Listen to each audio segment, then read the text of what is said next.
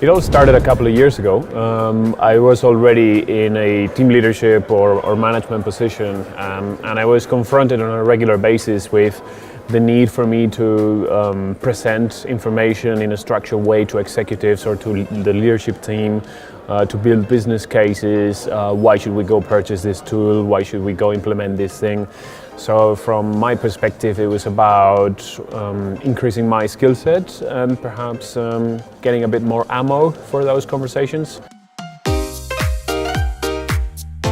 I decided for Frankfurt School because well, the first reason is the top school. It's a very prestigious school, and also, to be honest, the approach that the team had when I made my application to welcome me into one of the classes, so I could experience what the atmosphere was. I did that for a couple of other schools, but you know, the team here was different. The class atmosphere was different.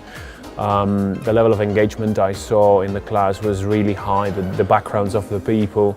So that was really motivating. I think as an executive, you are always required to innovate. And yeah, that's entrepreneurship, but you need to have that mindset. So this class, I think, was very interesting from the first moment to see how the professor was kind of telling us, you know, we're going to disrupt in this class. You need to break down walls. You need to step out of the box and think differently. So that part was very good.